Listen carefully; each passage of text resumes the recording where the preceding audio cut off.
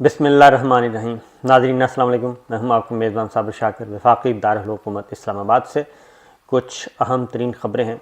सबसे बड़ी ख़बर जिसका आपको इंतज़ार होगा वह है कि मॉडल टाउन शहबाज शरीफ साहब की रिहाइशगाह पर आसिफ अली ज़रदारी और बिलावल भुट्टो दोनों ने मुलाकात की और इस मुलाकात में मरियम सफ़दर और हमज़ा शहबाज भी मौजूद थे। ख्वाजा साद रफ़ीक, मरियम औरंगज़ेब भी थे।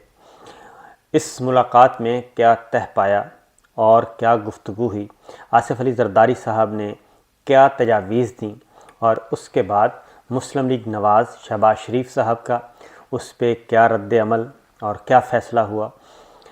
उसके बाद असल मुलाकात के बाद मुलाकात हुई, लंच हुआ।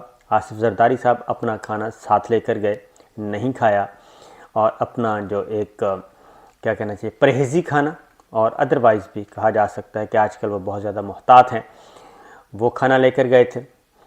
फिर एक मुलाकात ज़रा तन्हाई में भी हुई, अलहदगी में भी हुई। एक तो सबके सामने हुई और एक अलग से मुलाकात भी हुई जिसमें सिर्फ़ शरीफ फैमिली और ज़रदारी साहब और बिलावल भुट्टो थे, बाकी रहनुमा उसमें नहीं थे। उस मुलाकात के बाद फिर शहबाज शरीफ साहब ने नवाज़ शरीफ साहब से रब्ता किया और सारी डिटेल्स बताईं और फिर उसके बाद आके कुछ फ़ैसले भी किए गए। मौलाना फजलुर रहमान साहब क्या कर रहे हैं वो भी आपको बताते हैं।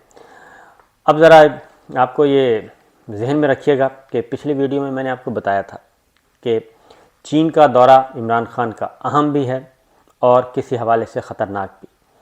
अगर कामयाब हो जाता है तो फिर कोई सूरत बाकी नहीं बचती कि अच्छे नताइज बरामद हों और वज़ीर-ए-आज़म इमरान खान बहुत मजबूत हो के सामने आएंगे। और अगर ये दौरा कामयाब नहीं होता और चाइना ने चीज़ें होल्ड कर लीं और इंतज़ार किया, देखो और इंतज़ार करो और देखो की पॉलिसी पे अमल किया, तो इसका मतलब होगा कि मामलात कुछ गड़बड़ हैं। और उसकी रीज़न ये है कि इस रीजन में कुछ तब्दीलियां आ रही हैं और उन तब्दीलियों की वजह से पाकिस्तान जो है वो फोकस मरकज़ व महवर है। लिहाजा एक तरफ बीजिंग में इमरान खान एक अहम विज़िट पे थे और वो पाकिस्तान की नुमाइंदगी कर रहे थे। वहाँ ये बात ज़हन में रखिएगा कि चाइना और पाकिस्तान के जो ताल्लुक़ात हैं वो हुकूमतों के मरहून मिन्नत नहीं हैं, बल्कि वो रियासत के रियासत से ताल्लुक़ात हैं। और कोई भी गवर्नमेंट आए, कोई भी हुकूमत आए, किसी भी जमात की हुकूमत आए तो उससे कोई फ़र्क नहीं पड़ेगा, बल्कि ये सिलसिला चलता रहेगा और पाकिस्तान और चाइना आगे बढ़ते रहेंगे। और इसलिए कि ये कौमी पॉलिसी है, कौमी सलामती पॉलिसी है पाकिस्तान की। अब आते हैं, एक तरफ वो सीन था, इधर पाकिस्तान में इस्लामाबाद नहीं बल्कि लाहौर में सब कुछ हो रहा था। आइंदा आने वाले दिनों में आपने भी और मैंने भी एक तो मौलाना फजलुर रहमान साहब पे नज़र रखनी है और दूसरा शहबाज शरीफ साहब पे भी नज़र रखनी है। इस मुलाकात में जी दो तीन बातें कंफर्म हो गई। एक तो ये कि पाकिस्तान पीपल्स पार्टी और मुस्लिम लीग नवाज़ के दरमियान जो दूरियां थीं वो ख़त्म हो गई और एक बार फिर मिनिमम एजेंडे पे दोनों इकट्ठे हो गए हैं। दोनों जमातें मिनिमम एजेंडे पे इकट्ठे हो गई हैं। और एक और भी ख़बर दे दूं कि ये लंच जो था, ये लंच महज एक अलामती लंच था। इससे पहले बहुत कुछ दोनों जमातों के दरमियान, दोनों जमातों के बीच बहुत कुछ हो चुका था। बैकडोर चैनल पे काम हो रहा था और खुफिया सफारतकारी, खुफिया पैगाम रसानी हो रही थी और कुछ चीज़ों पे इत्तेफाक हुआ।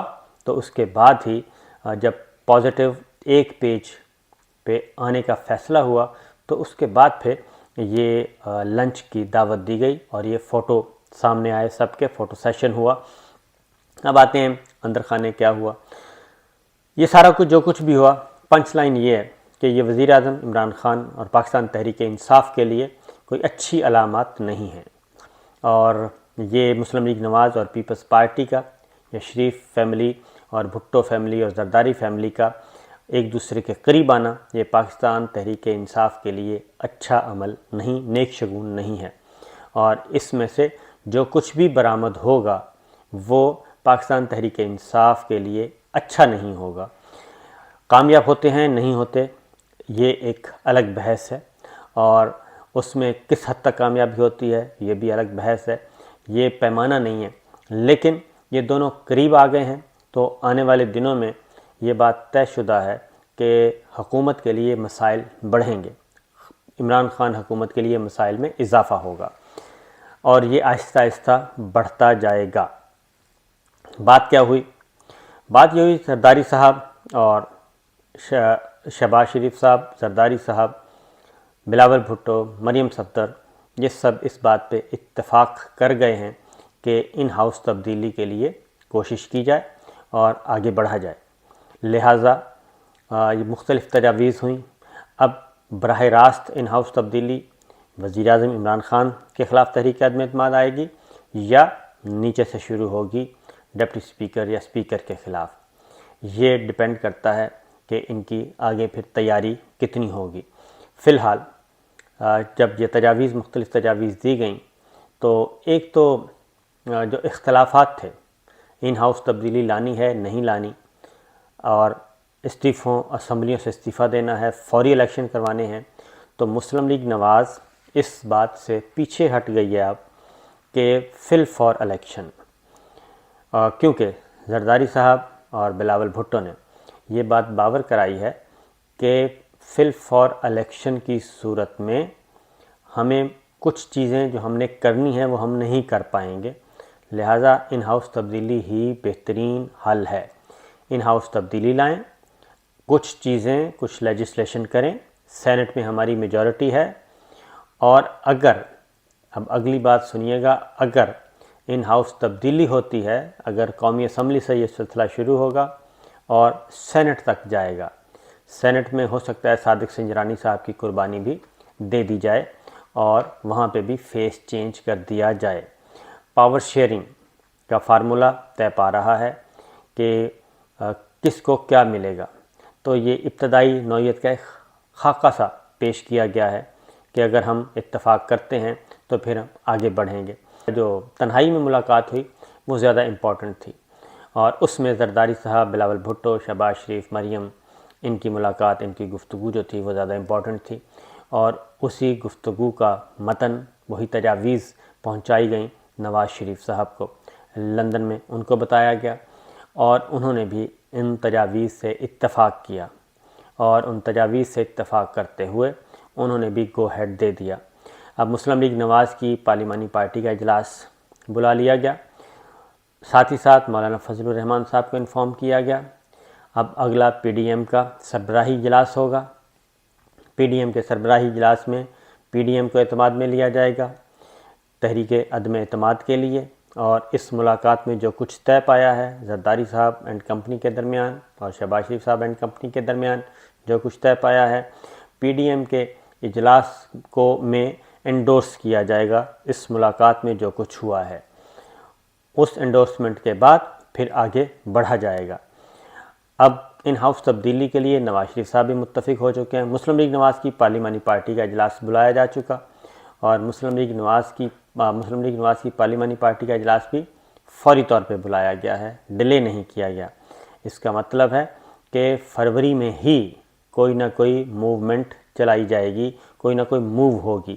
میں نے آپ کو کہا تھا کہ فروری کے آخری ہفتے میں یا پھر مارچ کے پہلے ہفتے میں، تو جو ٹائم لائن ہے وہ اسی طرف جا رہی ہے کہ جیسے ہی یہ ملاقات ہوتی ہے، ملاقات کے بعد نواز شریف صاحب کو بتایا جاتا ہے، ملاقات کے بعد مولانا فضل الرحمان صاحب کو اعتماد میں لیا جاتا ہے، اور اس کے بعد خبر آتی ہے کہ ہم اصولی طور پہ اتفاق کرتے ہیں، اور اصولی طور پہ اتفاق سے پیپلز پارٹی نے بھی شکریہ ادا کر دیا مسلم لیگ نواز کا کہ ہم مسلم لیگ نواز کے بھی ممنون ہیں، اور مسلم لیگ نواز نے بھی ساری چیزیں اب پارلیمانی پارٹی کا سینٹرل ایگزیکٹو کمیٹی کے اجلاس میں یہ ساری چیزیں طے کی جائیں گی۔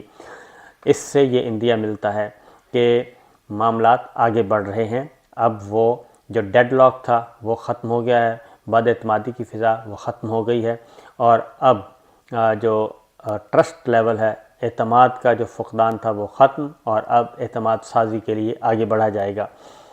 اب ہونے کیا جا رہا ہے یہ بھی ذرا سن لیں کہ مولانا فضل الرحمان صاحب پہ نظر رکھیے گا۔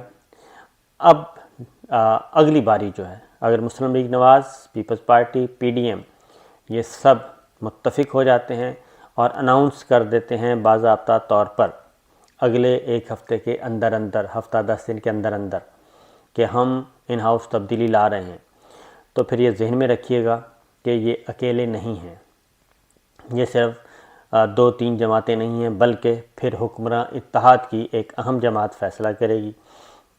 وہ فیصلہ کس مرحلے پہ کرے گی؟ اب 2 تجاویز ہیں، 2 باتیں چل رہی ہیں۔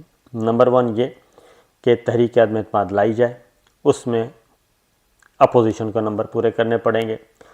دوسرا ہے کہ کوئی ایک اتحادی جماعت، زیادہ امکان ہے پاکستان قومی موومنٹ یعنی کہ متحدہ قومی موومنٹ جو ہے وہ ایم کیو ایم جو ہے اس کے زیادہ چانسز ہیں کہ وہ پہلا پتھر پھینکے گی، اور اگر وہ جماعت یا کوئی اور دوسری اتحادی جماعت کاف لیگ ہو سکتی ہے، اگر وہ گورنمنٹ سے باہر آ جاتی ہے یا ایم کیو ایم گورنمنٹ سے باہر آ جاتی ہے، ایم کیو ایم کے زیادہ چانسز ہیں، اگر وہ باہر آتے ہیں تو پھر ایسی صورت میں جو اعتماد کا ووٹ ہے وہ عمران خان صاحب کو لینا پڑے گا۔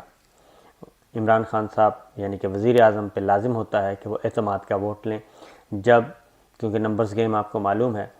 تو یہ دونوں باتیں چل رہی ہیں کہ تحریک عدم اعتماد لائی جائے یا پھر ایک جماعت اتحادی باہر نکلے، اور اس کے بعد اپوزیشن ڈیمانڈ کرے کہ جناب وزیر اعظم عمران خان اعتماد کا ووٹ کھو چکے ہیں، لہذا اعتماد کا ووٹ لیا جائے۔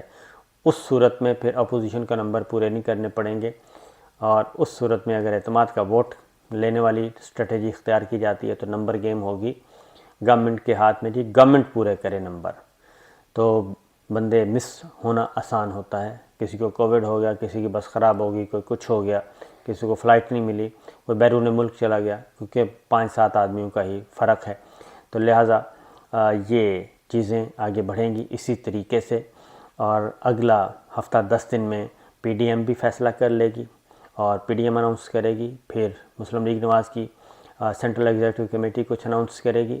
جب یہ ساری چیزیں اناؤنسمنٹ ہو جائے گی تو پھر آئے گی حکمراں اتحاد میں شامل جماعت۔ کیا جے کے ٹی کچھ کرے گا؟ وہ گروپ کچھ کرے گا؟ حکمراں اتحاد میں شامل کوئی اتحادی جماعت؟ یہ ساری چیزیں کوئی بھی پاسبلٹی ہو سکتی ہے۔ یہ وزیر اعظم عمران خان کا جو دورہ چین ہے یہ ان کے لیے کوئی اچھا ثابت نہیں ہوگا اگر یہ ساری چیزیں اسی طریقے سے بڑھتی ہیں۔